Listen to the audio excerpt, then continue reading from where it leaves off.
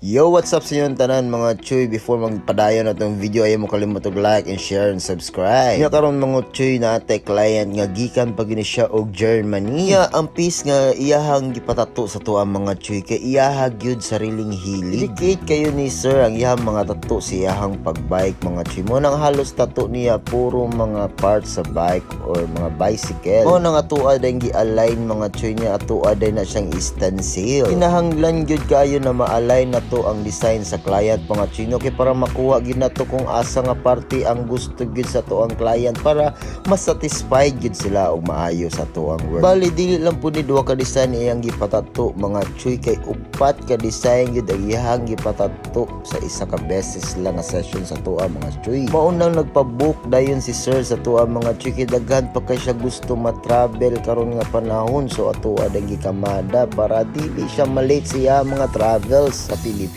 Unya kabalo baka chuy nga 60 years old na ni si sir nya hilig gyapon kayo magpatato. Unya dili pod makita siya nga 60 years old na siya mga chuy. Isa sige niya exercise mga chuy, unya naga-discipline sa siyang lawas mo nang dili gyud siya mahalata nga 60 years old na siya. Mao nang mabilib po ko sa mga tao ngayong ani ang hilig mga chuy kay dili basta-basta ang mag-biking or mag-cycling mga chuy kay dili basta-basta na siya kay perting mahala sa mga equipments or ang bike perting yun nang mahala. Pero bahalag mahal siya pero dako kay siya benefit sa imuhang lawas mga chuy. O nang salute kay ko sa mga cyclist nga nagakamada og ani karon mga chuy. Murag makauna-huna na pug kog palit og bike ani mga chuy pero dili lang sa karon. Ug daghan po kay salamat sa mga client kay naka full house na pud mi karong adlaw. Kanya samtang nagapadayon na nga to ang video mga chuy, atuwa ning ipa-shout out ang atuwa mga solid followers. Mo nang shout out si mo Sinji Soup, solid follower kay nato ni si Ma'am no. Og shout out po si mo King's Art Tattoo from Davao Oriental. Na shout out po si mo G-Man Inker. Unya sa mga new follower na to mga chuy, pa please ko pa-follow sa amo ang page ang Ink Digger Tattoo. Og pa-follow na lang po ko sa kuang page ang John Rudy's Tattoo. Og pa-please na lang po ko pa-subscribe sa kuang YouTube channel mga chuy ang John Rudy's Tattoo. Og pa-please na lang po ko hit sa bell notification para sa more updates sa kuang mga moabutay na mga videos. Syempre dili jud ko magsawa og share og mga video sa kuang mga followers mga chuy. Yun nya mauna ni ang piece nga ato ang gitrabaho karon. Ug daghan pug kayong salamat sa kuang client nga gikan pag yun siya sa Germany. Unya ni adto lang yun siya diri sa ato sa